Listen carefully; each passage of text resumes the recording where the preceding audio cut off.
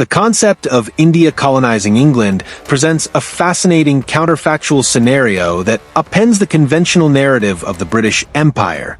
While it may seem improbable given historical realities, imagining such a scenario provides an intriguing perspective on how power, culture, and global dynamics could have unfolded differently.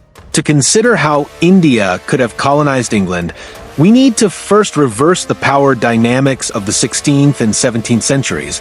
Instead of European powers expanding through technological superiority, naval prowess, and centralized governance, imagine an India that achieved early unification under a powerful empire such as the Mughal Empire, with advanced military technology, robust trade networks, and exploratory ambitions.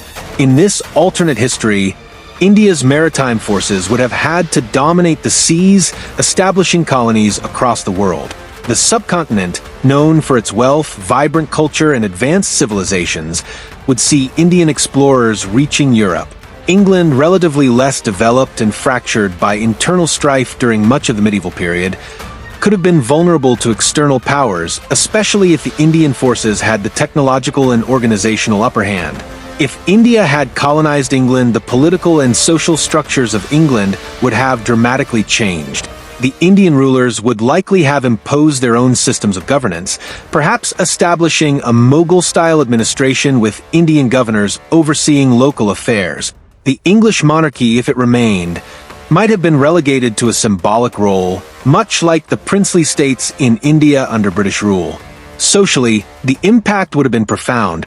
The English population would have been introduced to Indian customs, traditions, and religions.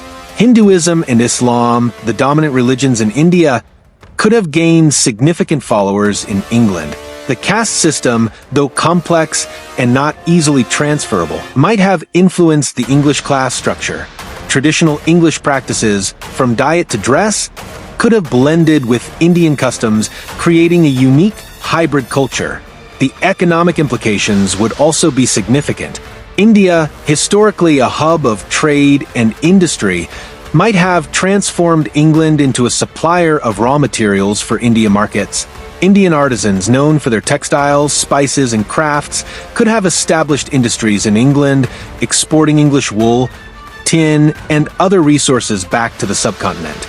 England might have become an important cog in a vast Indian-dominated trade network stretching from Asia to Europe.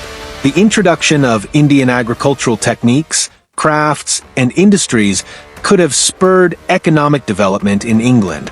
Indian rulers might have implemented land reforms or introduced the Indian taxation system, which could have altered the socio-economic landscape of the British Isles. The cultural exchange between the two regions would have been transformative.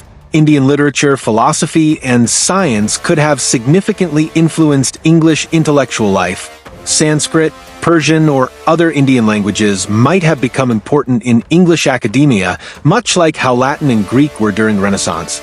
English architecture, art, and music would likely have seen Indian influences. The grand Mughal-style buildings with intricate designs and expansive gardens could have dotted the English landscape.